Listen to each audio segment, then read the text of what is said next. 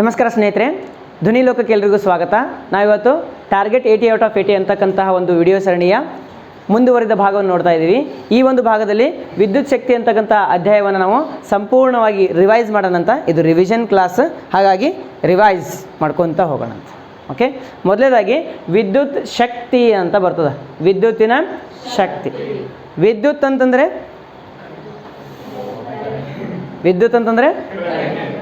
ಯಾವುದು ನಿಂತಲ್ಲೇ ನಿಲ್ಲೋದಿಲ್ವೋ, ಯಾವುದು ಹೋಗ್ತಾ ಇರ್ತದೋ ಹರಿತಾ ಇರ್ತದೋ ಅದಕ್ಕೆ ಅಂತ ನಾವು ವಿದ್ಯುತ್ ಅಂತಾರೆ. ವಿದ್ಯುತ್ತಿನ ಸಂಚಾರ ಅಂತಾರೆ, ಗೊತ್ತಾ? ವಿದ್ಯುತ್ ಸಂಚಾರ ಅಂತೇಳಿ. ಅಂದ್ರೆ ನಿಲ್ಲೋದಿಲ್ಲ, ಹರ್ಕೊಂತ ಹೋಗ್ತದೆ ಹಂಗೆ. ನೀರಿನ ಹರಿವು ಅದು ಗೊತ್ತಾ? ಅದಕ್ಕೆ ಅಂತ ನಾವು ನೀರಿನ ಹರಿವು ನೀರಿಗೆ ಏನಂತೀವಿ? ಹರಿಯುವ ನೀರಿಗೆ ಏನಂತೀಯ? ತಟಸ್ಥ ನೀರು ಅಂತೀ? ನಿಶ್ಚಲ ನೀರು ಅಂತೀಯ? ಇಲ್ಲ, ಏನಂತೀಯ ಅದಕ್ಕೆ? ಹರಿಯುವ ನೀರೇ ಅಂತೀಯ, ಹೌದಾ? ಅದಕ್ಕೆ ನಾವು ವಿದ್ಯುತ್ ನೀರು ಅಂತ ಕರಿತೀನಿ. ಯಾಕಂದ್ರೆ ಒಂದು ಶಕ್ತಿ ಅದ, ಹರಿಯುವ ನೀರಿನೊಳಗೆ ಒಂದು ಶಕ್ತಿ ಅದ ಇಲ್ಲೋ? ಆ ಶಕ್ತಿಯನ್ನು ನಾವೇನಂತ ಕರಿತೀವಿ? ಅದಕ್ಕೇನಂತ ಕರಿತೀವಿ ನಾವು? ವಿದ್ಯುತ್ತಿನ ಹರಿವು ಅಂತ ಕರಿತೀವಿ. ಅರ್ಥ ಆಯ್ತಾ? ಏನಂತ ಹೇಳ್ಕೋದಕ್ಕೆ? ನೀರಿನ ಹರಿವನ್ನು ನಾವು ವಿದ್ಯುತ್ ಅಂತ ಕರಿತೀನಿ. ಅಂದಕ್ಕೆ ಅದರೊಳಗಿರ್ತಕ್ಕಂಥ ಒಂದು ಶಕ್ತಿ ಅದ, ಅದಕ್ಕೆ ನಾನು ವಿದ್ಯುತ್ತಿನ ಶಕ್ತಿ ಅಂತ ಕರಿತೀನಿ. ಏನಿದು ವಿದ್ಯುತ್ತಿನ ಶಕ್ತಿ ಅಥವಾ ವಿದ್ಯುತ್ ಶಕ್ತಿ ಅಂತಂದ್ರೆ, ವಾಹಕವೊಂದರಲ್ಲಿ ಆವೇಗಗಳ ಹರಿವಿನ ದರ, ಹೌದಿಲ್ಲ? ಆವೇಗಗಳ ಹರಿವಿನ ದರವನ್ನು ನಾವೇನಂತ ಕರಿತೀವಿ? ವಿದ್ಯುತ್ ಪ್ರವಾಹ ಅಥವಾ ವಿದ್ಯುತ್ ಶಕ್ತಿ ಅಂತ ಕರಿತೀವಿ. ಪ್ರವಾಹ, ಹರಿವು, ಶಕ್ತಿ ಅಂತ ಕರಿತೀವಿ. ಆ ಪ್ರವಾಹದೊಳಗಡೆನೇ ಶಕ್ತಿ ಅದ, ಅದನ್ನು ನಾವು ಉಪಯೋಗ ಮಾಡೋದು ಹೆಂಗೆ ಅಂತೇಳಿ ಈ ಒಂದು ಅಧ್ಯಾಯದೊಳಗೆ ನಾವು ಕಲಿತೀವಿ. ಯಾವುದೇ ಒಂದು ವಾಹಕ ತೆಗೆದುಕೊಂಡ್ವಿ ಅಂತಂದರೆ, ವಾಹಕ ಅಂತಂದ್ರೆ ಅರ್ಥ ಏನಲ್ಲಿ? ವಾಹಕ ಅಂತಂದ್ರೇನು? ವಾಹಕಗಳು ಎಂದರೇನು?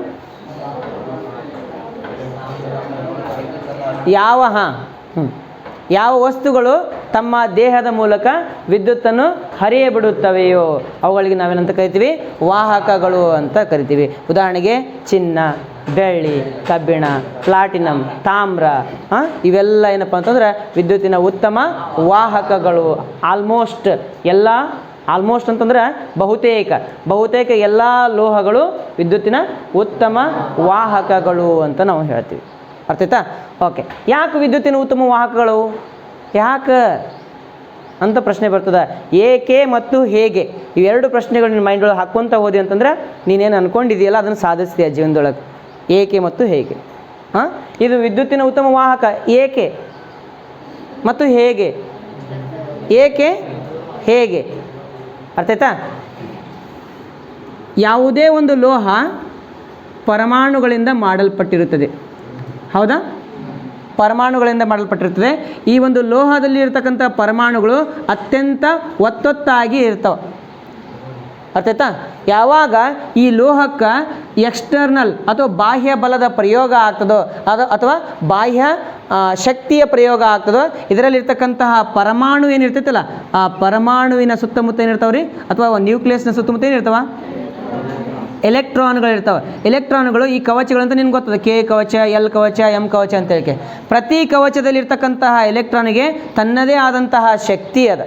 ಪ್ರತಿ ಕವಚದಲ್ಲಿರ್ತಕ್ಕಂತಹ ಎಲೆಕ್ಟ್ರಾನಿಗೆ ಏನದ ರೀ? ತನ್ನದೇ ಆದಂತಹ ಶಕ್ತಿ ಅದ. ಇದೇನಾಗ್ತದೆ? ಇದು ಯಾವ ಒಂದು ಲೋಹ? ಇದು ನಾ ಚಿತ್ರ ತೆಗೆದಿದ್ದೀನಲ್ಲ, ಯಾವ ಧಾತು ಇದು? ಸೋಡಿಯಂ ಧಾತು. ಯಾವುದಿದು? ಸೋಡಿಯಂ ಧಾತು. ಯಾಕ? 1 2 3 4 5 6 7 8 9 10 11 ಅಟಮಿಕ್ ನಂಬರ್, ಪರಮಾಣು ಸಂಖ್ಯೆ 11 ಇರ್ತಕ್ಕಂಥದ್ದು ಸೋಡಿಯಂ. ಇದೊಂದು ನಾನು ಲೋಹ ತಗೊಂಡೆ, ಹೌದಾ? ಲೋಹಗಳು ಎಂದರೇನಂತ ಒಂದು ಪ್ರಶ್ನೆ ಬಂದಿತ್ತು. ಅವಾಗ ನೀನೇನು ಉತ್ತರ ಕೊಟ್ಟಿದ್ದಿ? ಯಾವ ಧಾತುಗಳು ಎಲೆಕ್ಟ್ರಾನುಗಳನ್ನು ಕಳೆದುಕೊಂಡು ಧನೀಯ ಅಯಾನುಗಳಾಗುತ್ತವೆಯೋ ಅಥವಾ ಧನಾತ್ಮಕ ಅಯಾನುಗಳಾಗಿ ಮಾರ್ಪಾಡು ಹೊಂದುತ್ತವೆಯೋ ಅಂತಹ ವಸ್ತುಗಳಿಗೆ ನಾವೇಂತ ಕರಿತೀವಿ? ಲೋಹಗಳು ಅಂತ ಕರಿತೀವಿ. ಯಾವ ವಸ್ತುಗಳು ತಮ್ಮ ದೇಹದ ಮೂಲಕ ಎಲೆಕ್ಟ್ರಾನ್ ಕೊಡ್ತಾವ ಅಂತ ಬಂತಿಲ್ಲ ಇಲ್ಲಿ, ಅಂದ್ರೆ ಲೋಹಗಳು ಎಲೆಕ್ಟ್ರಾನನ್ನು ಕೊಡ್ತಾವ. ಅಂದ್ರೆ ಸ್ವಲ್ಪ ಶಕ್ತಿಯನ್ನು ನೀನು ಸೋಡಿಯಂ ಕೊಟ್ಟೆ ಅಂತಂದ್ರೆ, ಇದು ಅತ್ಯಂತ ಹೊರಕವಚದಲ್ಲಿ ಇರ್ತದಲ್ಲ, ಇದು ಎಲೆಕ್ಟ್ರಾನು ಬಹಳ ಶಕ್ತಿ ಇರ್ತದೆ, ಆಲ್ರೆಡಿ ಬಹಳ ಶಕ್ತಿ ಇರ್ತದೆ. ಈ ಒಂದು ನ್ಯೂಕ್ಲಿಯಸ್ಸಿಂದ ಹೊರಗೆ ಹೋಗಬೇಕು ಅಂತಂದಿರ್ತದೆ ಅದು, ಆದರೂ ಹೊರಗೆ ಹೋಗೋಷ್ಟು ಶಕ್ತಿ ಇರೋಂಗಿಲ್ಲ. ಅರ್ಥ ಆಯ್ತಾ? ನೀ 10ನೇ ತರಗತಿಯ ಬಂದಿದೆಯಾ, 10ನೇ ತರಗತಿ ಒಳಗದಿ ನೀನು ಅತ್ಯಂತ ಹೊರಕವಚದಾಗಿದ್ದಂಗೆ. ನನ್ನ ಹತ್ರ ಬರ್ತೀಯ, ಕಲಿತಾ ಇದೆಯಾ, ಇನ್ನೂ ಒಂದು 2-3 ತಿಂಗಳಾದ ಬಳಿಕ ನೀನೇನು ಮಾಡ್ತೀಯ, 10th ರಿಸಲ್ಟ್ ಬರ್ತದೆ, ನನ್ನ ಕವಚದಿಂದ ಹೊರಗೆ ಹೋಗ್ಬಿಡ್ತೀಯ. ನೀನು ಎಲ್ಲಿಗೆ ಹೋಗ್ಬಿಡ್ತೀನಿ? ನೀನು 10ನೇ ಕವಚದಿಂದ 11ನೇ ತರಗತಿಗೆ ಹೋಗ್ಬಿಡ್ತೀವಿ. ಹೌದಿಲ್ಲ? ಫಸ್ಟ್ ಇಯರ್ಗೆ ಹೋಗ್ಬಿಡ್ತೀವಿ, PUC ಫಸ್ಟ್ ಇಯರ್ಗೆ ಹೋಗ್ತೀಯಾ, ನನ್ನ ಬಳಿ ಬರ್ತೀಯ ಅವಾಗ? ಇಲ್ಲ, ಕಾಲೇಜ್ಗೆ ಹೋಗ್ಬಿಡ್ತೀಯ. ಅವಾಗ ನಿನ್ನ ಶಕ್ತಿ ಜಾಸ್ತಿ ಬಂತು ಅಂದ್ರೆ ನನ್ನ ಒಂದು ಕವಚದೊಳಗಿರ್ತಕ್ಕಂತಹ ನೀನು ಹೊರಗೆ ಹೋಗ್ಬಿಟ್ಟು. ಅರ್ಥ ಆಯ್ತಾ? ಹೆಂಗೆ ಹೊರಗೆ ಹೋದಿ? 10ನೇ ತರಗತಿ ಅಂತಕ್ಕಂಥ ಒಂದು ಸರ್ಟಿಫಿಕೇಟ್ ನಿನ್ನ ಬಳಿ ಐತಿ. ಹೌದಲ್ಲ? ರಿಸಲ್ಟ್ ಅಂತಕ್ಕಂಥ ಒಂದು ಸರ್ಟಿಫಿಕೇಟ್ ಐತಿ. ಆ ರಿಸಲ್ಟ್ ನಿನಗೆ ಶಕ್ತಿ ಕೊಡ್ತದೆ. ಏನು ಶಕ್ತಿ ಕೊಡ್ತದೆ? PUC ಕಾಲೇಜ್ ಒಳಗೆ ಎಂಟ್ರಿಗೆ ಶಕ್ತಿ ಕೊಡ್ತದೆ. ಅರ್ಥ ಆಯ್ತಾ? ಆ ಶಕ್ತಿಯನ್ನು ತೊಗೊಂಡು ಏನು ಮಾಡ್ತೀಯ, ಕಾಲೇಜಿಗೆ ನೀ ಎಂಟ್ರಿ ಕೊಡ್ತೀಯ. ಅರ್ಥ ಆಯ್ತಾ? ಇಲ್ಲಿ ಏನಪ್ಪ ಅಂದ್ರೆ ಯಾವುದೇ ಒಂದು ಲೋಹ ತನ್ನ ಮೂಲಕ ಎಲೆಕ್ಟ್ರಾನನ್ನು ಕೊಡ್ತದ. ಎಲೆಕ್ಟ್ರಾನ್ ಕೊಟ್ಟದಂತಂದ್ರೆ ಇದು ಏನಾಯಿತು? ಫ್ರೀ ಎಲೆಕ್ಟ್ರಾನ್ ಆಯಿತಾ? ಸ್ವತಂತ್ರವಾದಂತಹ ಎಲೆಕ್ಟ್ರಾನ್ ಬಂತು. ಎಲ್ಲಿಂದ ಬಂತು? ಸೋಡಿಯಂನಿಂದ ಸ್ವತಂತ್ರವಾದಂತಹ ಎಲೆಕ್ಟ್ರಾನು ಹೊರಗೆ ಬಂತು. ಈ ಸ್ವತಂತ್ರ ಅದೇ ಥರನಾಗಿ ನಾನು Fe ತೊಗೊತೀನಿ. Fe ಅಂತಂದ್ರೆ ಅಯರ್ನ್, ಕಬ್ಬಿಣ ಒಂದು ಸಮಯಕ್ಕೆ 2 ಎಲೆಕ್ಟ್ರಾನ್ ಕೊಡ್ತದ, ಇಲ್ಲ ಒಂದು ಸಮಯಕ್ಕೆ 3 ಎಲೆಕ್ಟ್ರಾನನ್ನು ಕೊಡ್ತದ. 2 ರಿಂದ 3 ಎಲೆಕ್ಟ್ರಾನ್ ಕೊಡ್ತದೆ. ಅರ್ಥ ಆಯ್ತಾ? ಯಾವಾಗ 3 ಎಲೆಕ್ಟ್ರಾನ್ ಕೊಡ್ತದೋ ಅದೇನಾಗ್ತದೆ ಅಂದ್ರೆ ಫೆರಿಕ್ ಅಯಾನು ಆಗ್ತದೆ. ಯಾವಾಗ 2 ಎಲೆಕ್ಟ್ರಾನ್ ಕೊಡ್ತದೋ ಅದು ಫೆರಸ್ ಅಯಾನು ಆಗ್ತದೆ. ಫೆರಿಕ್ ಅಯಾನು, ಫೆರಸ್ ಅಯಾನು ಅಂತ ಹೇಳಿ. ಅರ್ಥ ಆಯ್ತಾ? ಫೆರಿಕ್ ಆಕ್ಸೈಡ್, ಫೆರಸ್ ಆಕ್ಸೈಡ್ ಅಂತ ನೀ ಕಲ್ತಿದ್ಯಾ. ಓಕೆ. ಇಲ್ಲಿ ಯಾವಾಗ 2 ಎಲೆಕ್ಟ್ರಾನು 3 ಎಲೆಕ್ಟ್ರಾನು ಎದರಿಂದ ಸಿಗ್ತಾವ್ರಿ? ಅಯರ್ನ್, ಕಬ್ಬಿಣದಿಂದ ಸಿಗ್ತಾವೋ ಅವು ಸ್ವತಂತ್ರವಾಗಿ ಈ ಒಂದು ಕಬ್ಬಿಣದ ತುಂಡಿನೊಳಗ ಅಥವಾ ಪೀಸಿನೊಳಗ ಅಲ್ಲಿ ಅಡ್ಡಾಡ್ತಾ ಇರ್ತಾವೆ ಸುಮ್ಮನೆ. ಹಂಗೆ ಅದಕ್ಕೊಂದು ಡೈರೆಕ್ಷನ್ ಇರೋಂಗಿಲ್ಲ. 10th ಮುಗಿಸೋದು ಮುಂದೆ ಎಲ್ಲಿ ಹಚ್ಬೇಕಂತ ಗೊತ್ತೇ ಇಲ್ಲ. ಅರ್ಥ ಆಯ್ತಾ? ಎಲ್ಲಿ ಹಚ್ಚಬೇಕು? ನಾನು 10th ಮುಗಿದ ಬಳಿಕ ಯಾವ ಕೋರ್ಸ್ ಮಾಡಬೇಕು? ಸೈನ್ಸ್ ಮಾಡಬೇಕು, ಆರ್ಟ್ಸ್ ಮಾಡಬೇಕು, ಕಾಮರ್ಸ್ ಮಾಡಬೇಕು? ನಾನು IAS ಆಫೀಸರ್ ಆಗಬೇಕಂತ ಮಾಡಿದ್ದೀನಿ. ನಾನೇನು ಮಾಡಬೇಕು? ನಾನು ಆರ್ಟ್ಸ್ ಮಾಡಬೇಕಾ, ಸೈನ್ಸ್ ಮಾಡಬೇಕಾ, ಕಾಮರ್ಸ್ ಮಾಡಬೇಕಾ? ನೀನೇನು ಮಾಡಬೇಕು ಅದು ಸಂಬಂಧ ಬೆಳಂಗಿಲ್ಲ. ನೀನು ಒಂದು ಡಿಗ್ರಿ ಮುಗಿಸ್ಬೇಕು ಅಷ್ಟೇ. ಅವಾಗ ಅರ್ಥ ಆಯ್ತಾ? ಇನ್ನೊಂದು ಯಾವುದೋ ಒಂದು ಡಿಗ್ರಿ ಮುಗಿಸ್ಬೇಕು. ಅದ್ರ ಮುಗಿಸೋದಕ್ಕಿಂತ ಮುಂಚೆ ನೀನು ಬೇಸಿಕ್ ಏನು ಮಾಡ್ಕೊತ ಹೋಗ್ಬೇಕಂದ್ರೆ IAS ಏನು ಬೇಕಲ್ಲ, PUC ನಿಂದನೇ ಓದ್ಕೊತ ಹೋಗ್ಬೇಕು, SSLC ನಿಂದ ಓದ್ಕೊತ ಹೋಗ್ಬೇಕು. ಆವಾಗ ನೀನು ಆ ಒಂದು ರೇಂಜಿಗೆ ಹೋಗ್ತೀಯ. ಅರ್ಥ ಆಯ್ತಾ? ಈ ಥರ ನಿನಗೊಂದು ಮೈಂಡ್ ಸೆಟ್ ಸಿಗ್ತೈತಿ, ನಿನಗೊಂದು ದಾರಿ ಸಿಗ್ತದೆ. ದಾರಿ ತೋರಿಸೋರು ಬೇಕಲ್ಲ. ಈಗ ಎಲೆಕ್ಟ್ರಾನ್ಗಳು ಮನಸ್ಸು ಬಂದ ಕಡೆಗೆ ಎಲ್ಲ ಅಡ್ಡಾಡಕತ್ತಾವೆ. ಈ ಕಡೆ ಮನಸ್ಸು ಬಂದ ಕಡೆ ಅದಾವೆ. ಆದರೆ ಇದಕ್ಕೆ ಸಪ್ರೇಟಾದ ದಾರಿ ಇಲ್ಲ. ಅವಾಗ ಇದ್ರ ಪಕ್ಕದೊಳಗೆ ಏನಪ್ಪ ಅಂದ್ರೆ ಈ ಎಲ್ಲ ಎಲೆಕ್ಟ್ರಾನ್ಗಳ ಪಕ್ಕದೊಳಗೆ ಒಂದು ದೊಡ್ಡ ಸಾಲಿ ಅದ, ದೊಡ್ಡ ಕಾಲೇಜ್ ಐತಿ. ಭಾಳ ಹೆಸರು ಮಾಡಿಬಿಟ್ಟಿತ್ತು. ಆ ಕಾಲೇಜ್ ಹೆಸರು ಧ್ವನಿ ಕಾಲೇಜ್ ಅಂತ ತಿಳ್ಕೊಂಬಿಡು.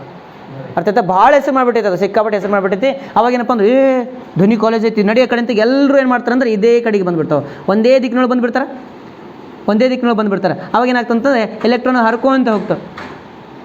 ಇಲ್ಲೊಂದೇನು ಸಿಸ್ಟಮ್ ಪ್ರೊಡ್ಯೂಸ್ ಆಯಿತು. ಈ ಸಿಸ್ಟಮ್ನೊಳಗೆ ಏನಾಯ್ತಂದ್ರೆ ಎಲೆಕ್ಟ್ರಾನ್ಗಳು ಹರ್ಕೊಂತ ಹೋದು.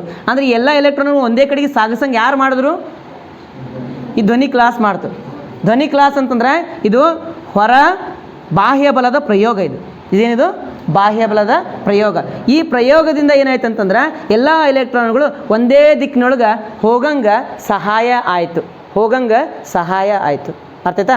ಎಲೆಕ್ಟ್ರಾನ್ಗಳಿಗೆ ದಾರಿ ಗೊತ್ತಿರಲಿಲ್ಲ, ದಾರಿ ತೋರಿಸ್ತು. ಅದಕ್ಕೆ ನಾವೇನಂತ ಕರಿತೀವಿ ಅಂತಂದ್ರೆ ವಿಭವಾಂತರ ಅಂತ ಕರಿತೀವಿ. ಏನಂತೀವಿ ಅದಕ್ಕೆ ನಾವು? ವಿಭವಾಂತರ ಅಂತ ಕರಿತೀವಿ. ವಿಭವಾಂತರ ಅಂದ್ರೇನು?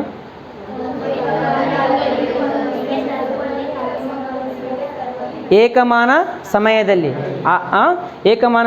ಅಥವಾ ಏಕಮಾನ ಆವೇಶವೊಂದನ್ನು, ಹೌದಿಲ್ಲ? ವಿದ್ಯುತ್ ವಿಭವ ಬರ್ತದೆ, ಇನ್ನೊಂದು ವಿಭವಾಂತರ ಬರ್ತದೆ. ವಿಭವಾಂತರ ಅಂತಂದ್ರೆ ಏಕಮಾನ ಆವೇಶವೊಂದನ್ನು ಒಂದು ಬಿಂದುವಿನಿಂದ ಇನ್ನೊಂದು ಬಿಂದುವಿಗೆ ತರುವಲ್ಲಿ ಆದಂತಹ ಕೆಲಸ. ಅದಕ್ಕೆ ನಾವೆಂತ ಕರಿತೀವಿ? ವಿಭವಾಂತರ ಅಂತ ಕರಿತೀವಿ. ವಿದ್ಯುತ್ ವಿಭವ ಅಂತ ಬರ್ತದೆ, ಹೌದಾ? ಏಕಮಾನ ಆವೇಶವೊಂದನ್ನು ಅನಂತದಿಂದ ಒಂದು ನಿರ್ದಿಷ್ಟ ಬಿಂದುವಿಗೆ ತರುವಲ್ಲಿ ಆಗುವಂತಹ ಕೆಲಸವನ್ನು ನಾವೇನಂತ ಕರಿತೀವಿ? ವಿಭವಾಂತರ ಅಂತ ಕರಿತೀವಿ. ವಿದ್ಯುತ್ ವಿಭವ ಅಂತ ಕರಿತೀವಿ. ವಿಭವಾಂತರ, ಇದು ವಿಭವ. ವಿಭವಾಂತರ ಅಂದಾಗ 2 ಬಿಂದುಗಳಿರ್ತವೆ. ವಿದ್ಯುತ್ ವಿಭವ ಅಂದಾಗ ಕೇವಲ ಅಂತ್ಯ ಬಿಂದು ಇರ್ತದ, ಆರಂಭಿಕ ಬಿಂದುನೇ ಇರಂಗಿಲ್ಲ. ಅರ್ಥ ಆಯ್ತಾ? ಆರಂಭಿಕ ಬಿಂದು ಇರಂಗಿಲ್ಲ. ಅರ್ಥ ಆಯ್ತು? ಈಗ ಆ ಒಂದು ವಿಭವಾಂತರ ಇಲ್ಲಿ ಐತಿ. ಅದಕ್ಕಿಂತ ಮುಂಚೆ, ವಿಭವಾಂತರ ಹೋಗೋಕ್ಕಿಂತ ಮುಂಚೆ ನಾವು ವಿದ್ಯುತ್ ಶಕ್ತಿ ಅಂತಂದ್ರೆ ನೋಡ್ಕೋಬೇಕಾಗ್ತದೆ. ಯಾವುದೇ ಒಂದು ಲೋಹ ಅಥವಾ ಧಾತುವಿನಲ್ಲಿ ಎಲೆಕ್ಟ್ರಾನುಗಳ ಹರಿವನ್ನು ನಾವೇನಂತ ಕರಿತೀವಿ? ವಿದ್ಯುತ್ ಪ್ರವಾಹ ಅಂತ ಕರಿತೀವಿ. ಆಯಿತಾ? ಓಕೆ. ವಿದ್ಯುತ್ ಪ್ರವಾಹ ಇಲ್ಲ, ಎಲೆಕ್ಟ್ರಾನ್ಗಳ ಹರಿವು ಅಂತಂದು ನೀನು ಎಲೆಕ್ಟ್ರಾನ್ ಅಂತಂದ್ವಿ. ಆಮೇಲೆ ಆವೇಶ ಅಂತ ಪದ ಬಂತು, ಹೌದಿಲ್ಲ? ಆವೇಶ ಅಂತಂದ್ರೆ ಚಾರ್ಜ್ ಅಂತ ಇಂಗ್ಲೀಷ್ನಾಗ ಕರೀತಾರೆ. ಚಾರ್ಜ್ ಏನಿದು? ಆವೇಶ ಅಂತಂದ್ರೆ ಆವೇಶ ಅಂತಂದ್ರೆ ಏನು? ಬಿಡು, ಎಲೆಕ್ಟ್ರಾನ್ ನೆಗೆಟಿವ್ ಇರ್ತದೆ, ಪ್ರೋಟಾನ್ ಪಾಸಿಟಿವ್ ಇರ್ತದೆ, ನ್ಯೂಟ್ರಾನ್ ಎಲೆಕ್ಟ್ರಿಕಲ್ ನ್ಯೂಟ್ರಲ್ ಇರ್ತದೆ, ಅದು 108 ಕಥೆಗಳು ಅದಾವ, ಹೌದಾ? ಆದ್ರೆ ಪ್ಲಸ್ ಎದಕ್ಕದ, ಮೈನಸ್ ಎದಕ್ಕದ, ಪ್ಲಸ್ ಅಂದ್ರೇನು, ಮೈನಸ್ ಅಂದ್ರೇನು, ಪ್ಲಸ್ಸೇ ಯಾಕಿರಬೇಕು, ಮೈನಸ್ಸೇ ಯಾಕಿರಬೇಕು, ಅದಕ್ಕೆ ಆವೇಶನೇ ಯಾಕನ್ಬೇಕು, ಅದು ಬ್ಯಾರೆದು ಯಾಕನ್ಬಾರ್ದು? 108 ಪ್ರಶ್ನೆ ತಲೆಯೊಳಗೆ ಬರ್ತಾವೆ. ಹಿಂಗೆ ಕೇಳಿದ್ರೆ ಮಾಸ್ತರ್ ಬೈದು ಬಿಡ್ತಾನೆ ನನಗೆ, ಆಚೆಗೆ ಮಾಡ್ತಾನೆ, ಹೋದ್ರಿ? ಆದ್ರೆ ಹಂಗೆ ಮಾಡೋದಲ್ಲದು, ಹೇಳ್ತೀನಿ ನಿನಗೆ, ಹೋಗನ್ಬಾರ್ದು, ಹೇಳಬೇಕು ಎಷ್ಟಾಗುತ್ತೆ ಅಷ್ಟು, ಸಾಧ್ಯ ಆದಷ್ಟು ನಮ್ಮ ಹತ್ರ ಎಷ್ಟು ನಾಲೆಜ್ ಅದ ಅಷ್ಟು ಹೇಳ್ಬೇಕಾಗ್ತದೆ. ನೋಡು, ನಿನಗೇನದ, ಈ ಭೂಮಿ ಮ್ಯಾಗ ಅದೇ ಅಂತಂದ್ರೆ ನಿನಗೊಂದು ತೂಕ ಅಂತದ, ಅದು ಎಲ್ಲೋ ನಿನಗೊಂದು ತೂಕ ಅದ. ಇದೇ ತೂಕ ನಿನ್ನ ಚಂದ್ರನ ಮ್ಯಾಗ ಹೋದಂತಿಕೋ, ನಿನ್ನ ತೂಕ ಏನಾಗ್ತದೆ, ಬದಲಾವಣೆ ಆಗ್ತದೆ. ಹೆಚ್ಚು ಕಡಿಮೆ ಇಲ್ಲಿ 60 kg ಇದೆ ಅಂತಂದ್ರೆ ಅಲ್ಲೇನಾಗ್ತದೆ ಅಂದ್ರೆ 60/6 kg ಆಗ್ತದೆ. ಎಷ್ಟು kg ಆಗ್ತದೆ ನಿನ್ನಲ್ಲಿ? 10 kg ಆಗ್ತದೆ. ತಿಳಿತಾ? 60 kg ಭೂಮಿ ಮ್ಯಾಗಿದ್ದೆ ಅಂತಂದ್ರೆ ಚಂದ್ರನ ಮ್ಯಾಗ ಹೋದಂದ್ರೆ ನೀ ಎಷ್ಟು kg ಆಗ್ತಪ್ಪ? 10 kg ಆಗ್ತದೆ. ಹಿಂಗೆ ಮಾಡಿ ಹಿಂಗೆ ಆಡಿದ್ರೆ ಹಿಂಗೆ ಹಾರ್ಕೊಂತ ಹೋಗ್ತಿ. ತಿಳಿತಾ? ಹಾಂ, ಅಂದ್ರೆ ಅರ್ಥ ಏನಿಲ್ಲಿ, ನಿನ್ನ ದೇಹದ ಮೇಲೆ ಗುರುತ್ವ ಬಲ ಪ್ರಯೋಗ ಆಗಕತ್ತದ. ಈ ಗುರುತ್ವ ಬಲದಿಂದ ನಿನ್ನ ದೇಹದ ತೂಕ ಬದಲಾವಣೆ ಆಕ್ಕೊಂತ ಹೋಗ್ತದ. ಭೂಮಿಯ ಗುರುತ್ವದ ಬಲ ಜಾಸ್ತಿ ಅದ, ಚಂದ್ರನ ಗುರುತ್ವದ ಬಲ ಕಡಿಮೆ ಅದ. ಈಗ ನಾವು ಸ್ಪೇಸ್ ಅಂತಂದ್ರೆ ಖಾಲಿ ಜಾಗಕ್ಕೆ ಹೋದೆ ಅಂತಿಕೋ, ಅಂತರಿಕ್ಷ ಖಾಲಿ ಜಾಗ, ಅಂತರಿಕ್ಷದಾಗ ಹೋದ್ವಿ ಅಂತಂದ್ರೆ ನಮ್ಮ ದೇಹದ ಮೇಲೆ ಯಾವುದೇ ಗುರುತ್ವ ಬಲ ಪ್ರಯೋಗ ಆಗಂಗಿಲ್ಲ. ಈ ಕಡೆ ಭೂಮಿ ಹತ್ರನೂ ನಾವು ಇರೋಂಗಿಲ್ಲ, ಈ ಕಡೆ ಚಂದ್ರನ ಹತ್ರನೂ ಇರೋಂಗಿಲ್ಲ. ಭೂಮಿ ಚಂದ್ರ ಇವೆಲ್ಲ ನಡಬರ್ಕ ಖಾಲಿ ಜಾಗ ಅದಲ್ಲ, ಆ ಖಾಲಿ ಜಾಗಕ್ಕೆ ನಾವೇನಂತ ಕರಿತೀವಿ? ಅಂತರಿಕ್ಷ ಅಂತ ಕರಿತೀವಿ. ಆ ಅಂತರಿಕ್ಷ ಒಳಗೆ ನೀವು ಹೋದೆ ಅಂತ ತಿಳ್ಕೊ, ನಿನ್ನ ದೇಹದ ಮ್ಯಾಗ ಯಾವುದೇ ಬಲ ಪ್ರಯೋಗ ಆಗಂಗಿಲ್ಲ. ಅವಾಗ ನಿನ್ನ ದೇಹದ ತೂಕ ಶೂನ್ಯ ಆಗ್ತದೆ. ನಿನ್ನ ದೇಹಕ್ಕೆ ತೂಕನೇ ಇರೋಂಗಿಲ್ಲ, 0 ತೂಕನೇ ಇಲ್ಲ ನಿನ್ನ ದೇಹಕ್ಕೆ. ಅವಾಗ ನಿನ್ನ ಮನಸ್ಸು ಬಂದಲ್ಲಿ ಹಿಂಗೆ ಆಡ್ತೀಯ, ಮನಸ್ಸು ಬಂದಾಗ ನೀನು ಅಡ್ಡಾಡ್ಬೋದು. ಅರ್ಥ ಆಯ್ತಾ? ಅಂದ್ರೆ ಇಲ್ಲಿ ತೂಕ ಅಂತಕ್ಕಂಥದ್ದು ಯಾವುದ್ರ ಮ್ಯಾಗ ಡಿಪೆಂಡ್ ಅದ? ಗುರುತ್ವದ ಮೇಲೆ ಡಿಪೆಂಡ್ ಅದ. ಗುರುತ್ವ ಬಲವು ಯಾವುದರ ನಡುವೆ ಇರ್ತದ? ಯಾವುದೇ ಎರಡು ಮಾಸ್ಡ್ ಆಬ್ಜೆಕ್ಟ್, ರಾಶಿಯನ್ನು ಹೊಂದಿರತಕ್ಕಂತಹ ಆಬ್ಜೆಕ್ಟ್ ಅಂದ್ರೆ ಏನಪ್ಪ ಕನ್ನಡದಾಗ? ವಸ್ತುಗಳು. ಯಾವುದೇ ಎರಡು ರಾಶಿಯನ್ನು ಹೊಂದಿರತಕ್ಕಂಥ ವಸ್ತುಗಳ ನಡುವೆ ಇರತಕ್ಕಂಥ ಬಲವನ್ನು ನಾವು ಗುರುತ್ವ ಬಲ ಅಂತ ಕರಿತೀವಿ. ಯಾವುದೇ ಎರಡು ರಾಶಿ ಇರಲೇಬೇಕಲ್ಲಿ. ರಾಶಿ ಇಲ್ಲ ಅಂದ್ರೆ ಅಲ್ಲಿ ಗುರುತ್ವ ಇಲ್ಲ. ಈಗ ಲೈಟ್ ಅದ, ಲೈಟ್ ಸೂರ್ಯನ ಬೆಳಕದ, ಸೂರ್ಯನ ಬೆಳಕಿನಿಂದ ಏನೋ ಒಂದು ಕಣಗಳು ಬರ್ತಾ ಇದ್ದಾವೆ. ಆ ಕಣಗಳಿಗೆ ಏನಿಲ್ಲ? ತೂಕ ಇಲ್ಲ, ಅಥವಾ ತೂಕನೂ ಇಲ್ಲ. ಆ ಕಣಗಳಿಗೆ ಮಾಸ್ ಇಲ್ಲ, ದ್ರವ್ಯರಾಶಿ ಇಲ್ಲ. ದ್ರವ್ಯರಾಶಿ ಇಲ್ಲ ಅಂದ್ರೆ ಗುರುತ್ವ ಅದಕ್ಕೆ ಜಗ್ಗಂಗಿಲ್ಲ. ತಿಳಿತಾ? ಅದಕ್ಕೆ ಬೆಳಕು ಗುರುತ್ವಕ್ಕೆ ಸಂಬಂಧ ಇಲ್ಲ, ಅದಕ್ಕೆ ಏನಪ್ಪ ಅಂದ್ರೆ ಲಿಂಕೇ ಇಲ್ಲ. ಅರ್ಥ ಆಯ್ತಾ? ಹಾಗಾಗಿ ಈ ಒಂದು ಎಲೆಕ್ಟ್ರಾನ್ಗಳು, ಇದು ಫೋಟಾನ್ಗಳು ಅಂತ ಕರಿತೀವಿ ಬೆಳಕಿನ ಕಿರಣಗಳಿಗೆ. ಆ ಫೋಟಾನ್ಗಳ ಮೇಲೆ ಗುರುತ್ವ ಬಲ ಅಪ್ಲೈ ಆಗಂಗಿಲ್ಲ. ಯಾಕೆ ಆಗಂಗಿಲ್ಲ? ಅದಕ್ಕೆ ತೂಕ ಇಲ್ಲ, ಅದಕ್ಕೆ ಮಾಸ್ ಇಲ್ಲ, ದ್ರವ್ಯರಾಶಿ ಇಲ್ಲ. ದ್ರವ್ಯರಾಶಿ ಇದ್ರೆ ಅಲ್ಲಿ ಗುರುತ್ವ ಬಲ ಅದ. ಹಾಗಾಗಿನೇ ಎಲ್ಲಿನಪ್ಪ ಅಂತಂದರೆ ಯಾವ ಒಂದು ವಸ್ತುಗಳು ಸಬ್ ಅಟಾಮಿಕ್ ಪಾರ್ಟಿಕಲ್ಸ್ ಅಂತ ಕರಿತೀವಿ ನಾವು. ಸಬ್ ಅಟಾಮಿಕ್ ಪಾರ್ಟಿಕಲ್ಸ್ ಅಂತಂದ್ರೆ ಯಾವ ವಸ್ತುಗಳು ಎಲೆಕ್ಟ್ರಾನ್ಗಳು ಪರಮಾಣುವಿನ ಒಳಗಡೆ ಇರ್ತಾವೋ ಅಂಥವಕ್ಕೆ ನಾವು ಅಂತ ಕರಿತೀವಿ? ಪರಮಾಣುವಿನ ಒಳಗಡೆ ಇರ್ತಕ್ಕಂಥ ವಸ್ತುಗಳಿಗೆ ಸಬ್ ಅಟಾಮಿಕ್ ಪಾರ್ಟಿಕಲ್ಸ್ ಅಂತ ಇಂಗ್ಲೀಷ್ನಾಗ ಅಂತಾರೆ. ಕನ್ನಡದಾಗ ಏನಂತೀವಿ ನಾವು? ಸಬ್ ಅಟಾಮಿಕ್ ಪಾರ್ಟಿಕಲ್ಸ್. ಉಪ ಪರಮಾಣು ಕಣಗಳು, ಪರಮಾಣುವಿನ ಉಪಕಣಗಳು. ಅರ್ಥ ಆಯ್ತಾ? ಯಾವುಗಳು? ಪ್ರೋಟಾನ್ಗಳು, ನ್ಯೂಟ್ರಾನ್ಗಳು ಮತ್ತು ಎಲೆಕ್ಟ್ರಾನ್ಗಳು. ಈಗ ನನ್ನ ಹತ್ರ ಏನು ಮಾಸ್ ಅದು, ದ್ರವ್ಯರಾಶಿ ಅದು, ನನ್ನ ಮ್ಯಾಗ ಗುರುತ್ವ ಅದ. ಹಾಗಾಗಿನೇ ಅದು ನನ್ನ ಪ್ರಾಪರ್ಟಿ ಆಯಿತಾ? ಅದೇ ಥರ ಪ್ರಾಪರ್ಟಿ ಏನಪ್ಪ ಅಂತಂದರೆ ಈ ಒಂದು ಎಲೆಕ್ಟ್ರಾನ್ಗಳು, ಪ್ರೋಟಾನ್ಗಳು, ನ್ಯೂಟ್ರಾನ್ಗಳ ಮ್ಯಾಗ ಪ್ರಾಪರ್ಟಿ ಅದು. ಪ್ರಾಪರ್ಟಿ ಅಂತಂದ್ರೆ ಗುಣಲಕ್ಷಣ. ನನ್ನ ಗುಣಲಕ್ಷಣ ಏನು? ನಾನು ಮ್ಯಾಗ ಹಾರಿದ್ರೆ ನನ್ನ ಮ್ಯಾಗ ಗುರುತ್ವ ಹಂಗೆ ಜಗ್ಬಿಡ್ತದೆ. ಎಲೆಕ್ಟ್ರಾನ್ ನೀವು ಮ್ಯಾಗ ಹಾರಿಸ್ತಂತಿಕೋ ಅದು ಗುರುತ್ವ ಜಗ್ಗಂಗಿಲ್ಲ. ಅದಕ್ಕೆ ಎಲೆಕ್ಟ್ರಾನ್ ಮ್ಯಾಗ ಹಾರಿಸ್ತಂತಿಕೋ ಗುರುತ್ವ ಜಗ್ಗಂಗಿಲ್ಲ ಅದಕ್ಕೆ. ಯಾಕಂದ್ರೆ ಅದು ಅತಿ ಅಲ್ಪವಾದಂತಹ ಏನನ್ನ ದ್ರವ್ಯರಾಶಿ ಒಂದೈತಿ, ನೆಗ್ಲಿಜಿಬಲ್ ಮಾಸ್ ಅಂತ ಕರಿತೀವಿ. ಅತ್ಯಲ್ಪವಾದಂತಹ ದ್ರವ್ಯರಾಶಿ. ಹಾಗಾಗಿ ಈ ಒಂದು ಎಲೆಕ್ಟ್ರಾನ್ಗಳು, ಪ್ರೋಟಾನ್ಗಳು, ನ್ಯೂಟ್ರಾನ್ಗಳು ಅದಾವಲ್ಲ, ಇಲ್ಲಿ ಗುರುತ್ವ ಬಲ ಅಪ್ಲೈ ಆಗಂಗಿಲ್ಲ. ಇಲ್ಲಿ ಯಾವ ಬಲ ಅಪ್ಲೈ ಆಗ್ತದೆ ಅಂತಂದ್ರೆ ನ್ಯೂಕ್ಲಿಯ ಬಲ ಅಪ್ಲೈ ಆಗ್ತದೆ. ನ್ಯೂಕ್ಲಿಯ ಬಲ, ಅಂತರ್ ಅಣ್ವಿಕ ಬಲ ಅಂತ ಕರಿತೀವಿ, ಅಂತರ್ ಪರಮಾಣ್ವಿಕ ಬಲ ಅಂತ ಕರಿತೀವಿ, ಅಥವಾ ನ್ಯೂಕ್ಲಿಯ ಬಲ ಅಪ್ಲೈ ಆಗ್ತದೆ.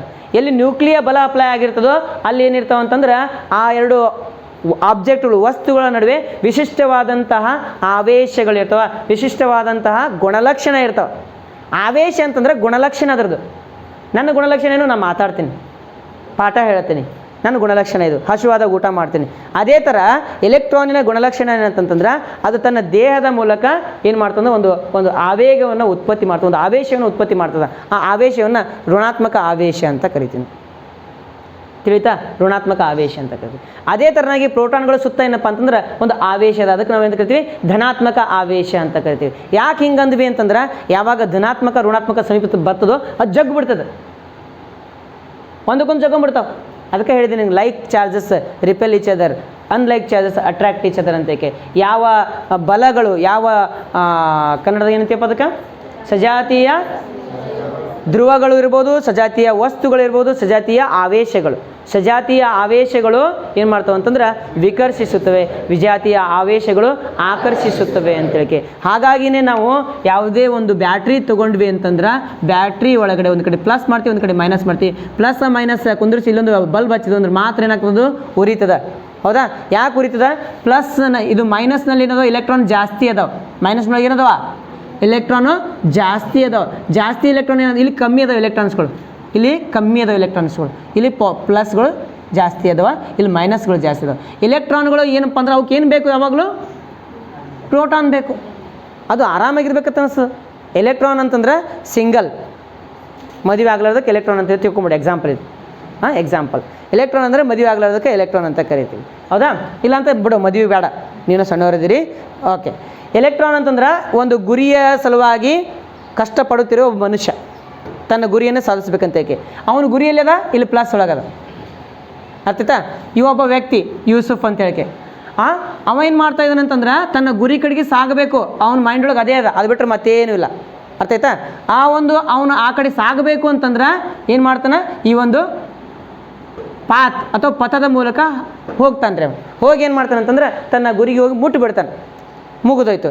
ಅದೇ ಥರ ಮತ್ತೊಬ್ಬ ವ್ಯಕ್ತಿ ಬರ್ತಾನೆ, ಅವನು ಏನಪ್ಪ ಅಂದ್ರೆ ತನ್ನ ಗುರಿಗೆ ಮುಟ್ತಾನೆ, ಮತ್ತೊಬ್ಬ ವ್ಯಕ್ತಿ ತನ್ನ ಗುರಿಗೆ ಮುಟ್ತಾನೆ. ಹಿಂಗೆ ಎಲೆಕ್ಟ್ರಾನ್ಗಳು ಹೆಂಗೆ ಹರಿತಾವಲ್ಲ ಹಂಗೆ ತಮ್ಮ ವ್ಯಕ್ತಿಗಳು ತಮ್ಮ ಗುರಿಗೆ ಹೋಗ್ತಾರೆ ಅಂತ ನಾವು ಹೇಳ್ತೀವಿ. ಇಲ್ಲಿ ಉದಾಹರಣೆ ಹೇಳಿದೆ ನಿನ್ಗೆ. ಅಂದ್ರೆ ಯಾವುದೇ ಎಲೆಕ್ಟ್ರಾನ್ ಯಾವುದಕ್ಕೆ ಹಪಹಪಿಸ್ತದ?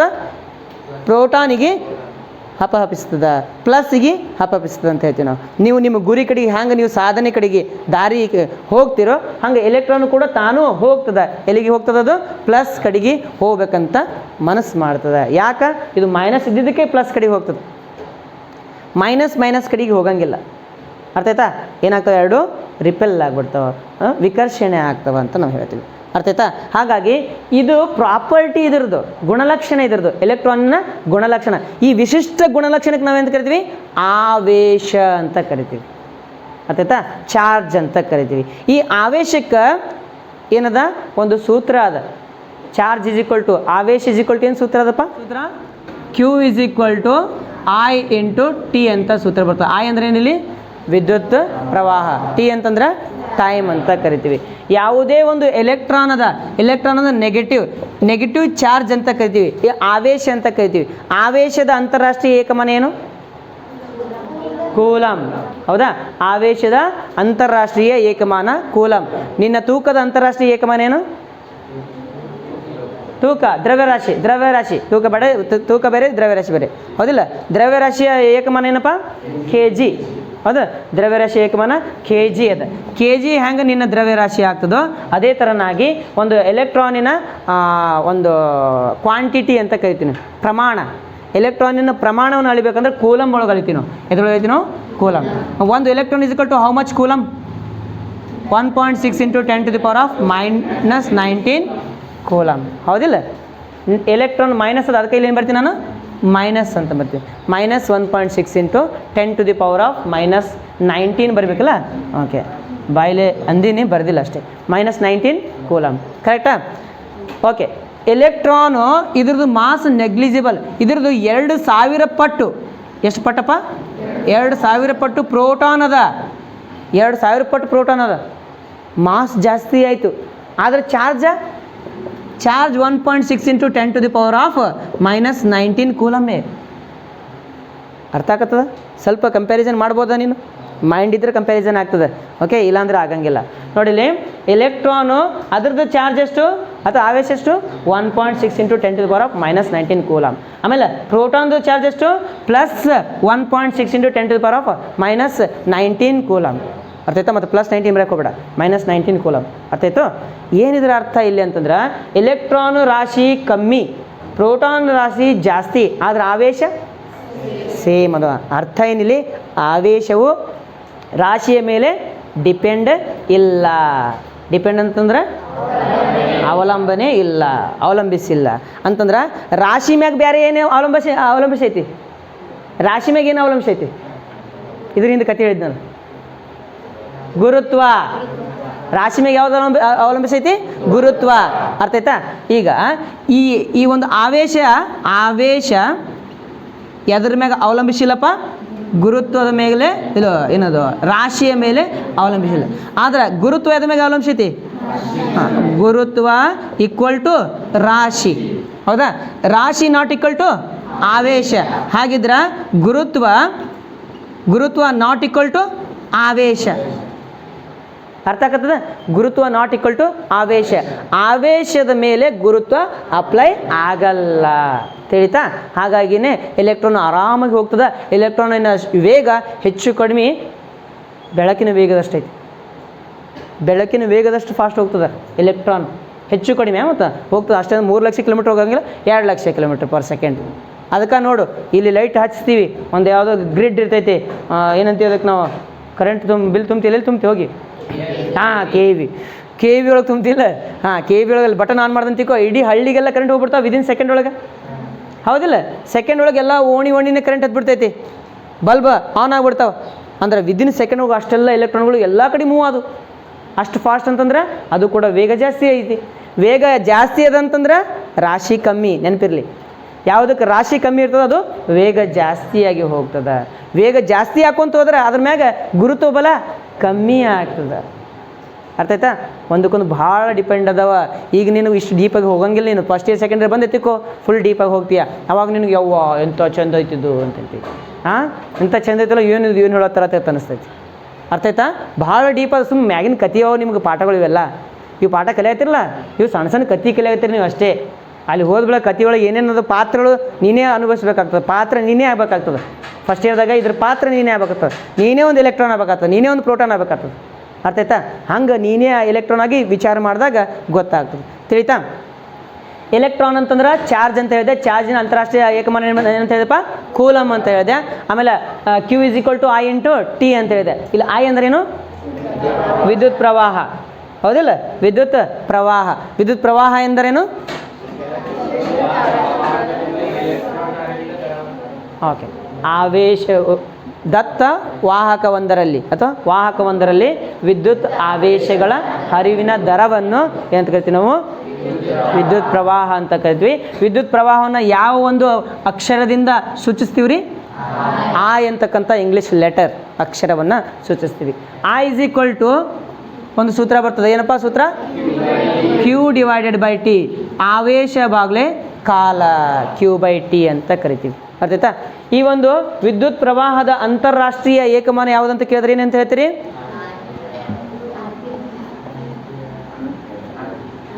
ಏನಂತ ಕರಿತೀವಿ? ಅದಕ್ಕೆ ಆಂಪಿಯರ್ ಅಂತ ಕರಿತೀವಿ. ಆಂಪಿಯರ್ ಅಂತಕ್ಕಂಥದ್ದು ವಿದ್ಯುತ್ ಪ್ರವಾಹದ ಅಂತಾರಾಷ್ಟ್ರೀಯ ಏಕಮಾನ ಅಂತ ಕರಿತೀವಿ. ಓಕೆ, ವಿದ್ಯುತ್ ಪ್ರವಾಹವನ್ನು ಒಂದು ವಾಹಕದಲ್ಲಿ ಅದ ಅಥವಾ ಇಲ್ಲ ಅಂತ ಹೇಳಿಕೆ ಸೂಚನೆ ಮಾಡಬೇಕು. ಬರೇ ಆದೋ ಇಲ್ಲೋ ಬರೀ ಸೂಚಿಸಬೇಕು. ಅಂತಹ ಒಂದು ಡಿವೈಸ್ ಅಥವಾ ವಸ್ತು ಯಾವುದು? ಸೂಚಿಸೋದು ಬರೀ ಆದೋ ಇಲ್ಲೋ ಅಂತ ಸೂಚಿಸಬೇಕು. ತಪ್ಪ, ಮೀಟ್ರ್ ತಪ್ಪ.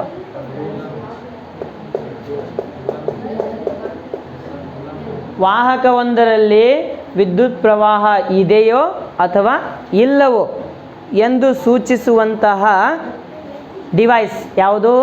ಡಿವೈಸ್ ಅಂತಂದರೆ ಒಂದು ಎಲೆಕ್ಟ್ರಾನಿಕ್ ಉಪಕರಣ.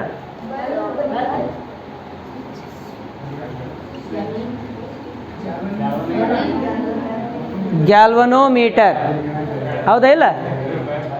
ಗ್ಯಾಲ್ವನೋಮೀಟರ್ ಏನಾಯ್ತು? ಚಾರ್ಜ್ ಇಲ್ಲ ಅಂತ ಮತ್ತೆ ಬಂದು ಹಾಕತ್ತದ ಅದು.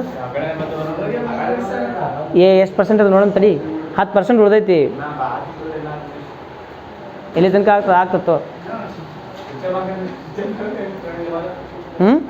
ಓಕೆ, ಅದೆಲ್ಲಿ ತನಕ ಆಗ್ತದೆ ವಿಚಾರ ಮಾಡಬೇಡ. ಏನು ಹೇಳ್ತಿದ್ದೀನಿ ನಿನಗೆ? ಹಾಂ, ಗ್ಯಾಲ್ನೋಮೀಟರ್ ಎದಕ್ಕೆ ಉಪಯೋಗ ಮಾಡ್ತೀನಿ ಅಂತಂದ್ರೆ ಯಾವುದೇ ಒಂದು ವಾಹಕದಲ್ಲಿ ಇಲೆಕ್ಟ್ರಾನ್ ಅಥವಾ ವಿದ್ಯುತ್ ಪ್ರವಾಹದ ಹರಿವನ್ನು ಸೂಚಿಸ್ತೀಯಾ, ಹರಿವು ಆದೋ ಏನು ಇಲ್ಲೋ ಅಷ್ಟೇ. ಆದರೆ ಅಮ್ಮೀಟರ್ ಎದಕ್ಕೆ ಉಪಯೋಗ ಮಾಡ್ತೀಯಾ? ಅಮ್ಮೀಟರ್ ವಿದ್ಯುತ್ ಪ್ರವಾಹದ ಪ್ರಮಾಣವನ್ನು ಅಳಿತೀಯ. ಎಷ್ಟು ಪ್ರಮಾಣದಾಗದ ಆದಂದ್ರೆ ಎಷ್ಟು ಪ್ರಮಾಣದಾಗದ, ಇಲ್ಲ ಅಂದ್ರೆ ಇಲ್ಲ. ಅರ್ಥ ಆಯ್ತಾ? ಆದಂದ್ರೆ ಎಷ್ಟು ಪ್ರಮಾಣದೊಳಗದ ಅದು ಇಂಪಾರ್ಟೆಂಟ್ ಅಲ್ಲ. 5 ಆಂಪೇರ್ ಅದು, 7 ಆಂಪೇರ್ ಅದು, 10 ಆಂಪೇರ್ ಅದು, -10 ಆಂಪೇರ್ ಅದು, ಅದನ್ನು ಹೇಳ್ತದ. ಹೇಳುವಂಥದ್ದು ಯಾವುದು? ಅಮ್ಮೀಟರ್. ಬರೀ ಬರೀ ವಿದ್ಯುತ್ ಪ್ರವಾಹ ಆದೋ ಇಲ್ಲ ಅಂತ ಹೇಳೋದು ಯಾವುದು? ಗ್ಯಾಲ್ನೋಮೀಟರ್. ಅರ್ಥ ಆಯ್ತಾ? ಗ್ಯಾಲ್ನೋಮೀಟರ್ನ ನಾವು ಎಲ್ಲಿ ಉಪಯೋಗ ಮಾಡ್ತೀವಿ? ವಿದ್ಯುತ್ ಪ್ರವಾಹದ ಕಾಂತೀಯ ಪರಿಣಾಮ ಅಂತಕ್ಕಂಥ ಒಂದು ಅಧ್ಯಾಯ ಬರ್ತದಲ್ಲ, ಅಲ್ಲಿ ಉಪಯೋಗ ಮಾಡ್ತೀವಿ. ವಿದ್ಯುತ್ ಪ್ರವಾಹದ ಪ್ರೇರಣೆ ಅಂತ ಬರ್ತದೆ, ಹೌದಲ್ಲ? ವಿದ್ಯುತ್ ಕಾಂತೀಯ ಪ್ರೇರಣೆ ಅಂತ ಏಕೆ, ಆ ಕಾಂತೀಯ ಪ್ರೇರಣೆ ಒಳಗೆ ನಾವು ಗ್ಯಾಲ್ನೋಮೀಟರ್ ಒಂದು ಕಡೆ ಸುರುಳಿ ತೊಗೊಂತೀಯ, ಇನ್ನೊಂದು ಕಡೆ ಸೆಕೆಂಡರಿ ಸುರುಳಿ, ಪ್ರೈಮರಿ ಸುರುಳಿ ಅಂತ ತೊಗೊಂತೀಯ. ಒಂದು ಕಡೆ ಏನಪ್ಪ ಅಂತಂದ್ರೆ ವಿದ್ಯುತ್ ಪ್ರವಾಹ ಮಾಡ್ತೀವಿ, ಇನ್ನೊಂದು ಕಡೆ ತಂತಾನೆ ವಿದ್ಯುತ್ ಪ್ರವಾಹ ಆಗ್ತದೆ, ಹೌದಿಲ್ಲ? ಫ್ಯಾರಡೆ ಬರ್ತಾನಲ್ಲಿ, ಮೈಕಲ್ ಫ್ಯಾರಡೆ ನಿಯಮಗಳು ಬರ್ತಾವೆ. ಹಾಂ, ಓಕೆ. ಅಲ್ಲಿ ನಾವು ಗ್ಯಾಲ್ನೋಮೀಟರ್ ಉಪಯೋಗ ಮಾಡ್ತೀವಿ. ಅಮ್ಮೀಟರ್ ಅಂದ್ರೆ ಗೊತ್ತಾಯ್ತಾ? ಅಮ್ಮೀಟರ್. ಓಕೆ, ಮುಂದೆ ಬರೋದು ಇಲ್ಲಿ 1 ampere is equal to 1 coulomb divide by 1 second, ಹೌದಿಲ್ಲ? 1 ಕೂಲಮ್ ಡಿವೈಡ್ ಬೈ 1 ಸೆಕೆಂಡ್. ಹೇಳಿದಿಲ್ಲ, ಒಂದು ಪಾಯಿಂಟ್ ಅದಲ್ಲ ಇಲ್ಲಿ. ಏನು ಪಾಯಿಂಟ್ ಅದ ಹೇಳು? ಯಾವಾಗ 1 ಕೂಲಂಬ್ ಆವೇಶವು ಏಕಮಾನಕ್ಕಿಂತ ದತ್ತ ಕ್ರಾಸ್ ಸೆಕ್ಷನ್ ಏರಿಯಾ ಅಂತಿದೆ, ಅಡ್ಡ ಕೊಯ್ತದೆ ಇರ್ತಕ್ಕಂಥ ಒಂದು ವಾಹಕ, ಹೌದಲ್ಲ? ವಾಹಕ ಒಂದರಲ್ಲಿ 1 ಕೂಲಮ್ ಆವೇಶವು 1 ಸೆಕೆಂಡುಗಳ ಕಾಲ ಹರಿದರೆ ಅದಕ್ಕೆ ನಾವೇನಂತ ಕರಿತೀವಿ? 1 ಆಂಪಿಯರ್ ಕರೆಂಟ್ ಅಥವಾ ವಿದ್ಯುತ್ ಪ್ರವಾಹ ಅಂತ ಹೇಳ್ತೀವಿ. 1 ampere is equal to 1 coulomb ಬಾಗಲೇ 1 ಸೆಕೆಂಡ್ ಅಂತ ನಿಮ್ಗೆ ಹೇಳಿದ್ದೀನಿ ನಾನು. ನಂತರ 1 milli ampere is equal to ಎಷ್ಟು ಆಂಪಿಯರ್ ಅಂತ ಪ್ರಶ್ನೆ ಬರ್ತದೆ. 10 to the power -3, 10⁻³ ampere is equal to 1 milli ampere ಅಂತ ಬರ್ತದೆ. 1 ಮಿಲಿ ಆಂಪಿಯರ್. 1 ಮೈಕ್ರೋ ಆಂಪಿಯರ್ ಅಂತಂದ್ರೆ ಏನು? ಓಕೆ, 10⁻⁻6 ಆಂಪಿಯರ್ ಅಂತ ಬರ್ತದೆ. ಇದು ಮೈಕ್ರೋ ಆಯ್ತದೆ, ಇದಕ್ಕೆ ಮೈಕ್ರೋ ಅಂತ ಕರಿತೀವಿ. ನೆಕ್ಸ್ಟ್ ನ್ಯಾನೋ ಅಂತಂದ್ರೆ 10⁻⁻9 ಅಂತ ಬರ್ತದೆ. ಹಾಂ, nano, milli, micro, nano, pico, femto, atto ಅಂತ ಬರ್ತಾವೆ. ಅರ್ಥಾಯ್ತಾ? ಪಿಕೋ ಅಂದರೆ 10 to the power of -12, femto ಅಂತಂದ್ರೆ -15, ಅಟೋ ಅಂತಂದ್ರೆ -18. ಅರ್ಥಾಯ್ತಾ? 10⁻³ ಇತ್ತಂದ್ರೆ ಕಿಲೋ, 10⁻+3 ಇತ್ತು ತಿಳ್ಕೋ, ಅದಕ್ಕೆ ಅಂತೀವಿ ನಾವು ಕಿಲೋ ಅಂತ ಕರಿತೀವಿ. 6 ಇದ್ರೆ ಮೆಗಾ, MB, ಮೆಗಾ ಅಂತ ಕರಿತೀವಿ. ಮೇಘಾ ಅಲ್ಲ, ಮೆಗಾ ಅಂತ ಕರಿತೀವಿ. ಆಮೇಲೆ 10⁻9 ಇದ್ರೆ ಗಿಗಾ ಅಂತೀವಿ, GB, ಗಿಗಾ. ಆಯಿತಾ? 10⁻9 ಇತ್ತಂದ್ರೆ. 10⁻12 ಇತ್ತಂದ್ರೆ ಟೆರಾ ಅಂತೀವಿ, ಟೆರಾ. ಆಮೇಲೆ 10⁻15 ಇದ್ರೆ ಪೆಟಾ ಅಂತೀವಿ, ಪೆಟಾ. ಆಯಿತಾ? ಆಮೇಲೆ 10⁻18 ಇತ್ತಂದ್ರೆ ಅದಕ್ಕೆ ಐ ಥಿಂಕ್ ಎಕ್ಸಾ ಅಂತಾರೋ ಅಥವಾ ಎಕ್ಸಾ ಅಂತ ಕರಿತಿರ್ಬೇಕು, ನಂಗೆ ಅಷ್ಟು ನೆನಪಿಲ್ಲ. ಎಕ್ಸಾ ಸಮಥಿಂಗ್ ಏನೋ ಆಯ್ತು ಇದು. ಅರ್ಥಾಯ್ತಾ? 10 ಅಲ್ಲಿ ತನಕ ಹೋಗ್ತದೆ. ಇದು ಫಸ್ಟ್ PUC ಒಳಗೆ ಕಲಿತೀಯ ನೀನು. ಅರ್ಥಾಯ್ತಾ? ಓಕೆ, ಈಗ ನೀನು ಸ್ವಲ್ಪ ಗೊತ್ತಿತ್ತು, ಅವಾಗ ಗೊತ್ತಾಗ್ಬಿಡ್ತಾವೆ. ಸರ್ ನಮಗೆ ಜರ ಹೇಳಿದ್ರು ಅಂತ ಹೇಳಿ ತಿಳಿತಾ? ಓಕೆ, ಮುಂದೆ ಏನಾದ್ರು ಹೇಳಪ್ಪ. ಇದು ಸ್ವಿಚ್ ಆಫ್ ಆಗ್ತದೆ.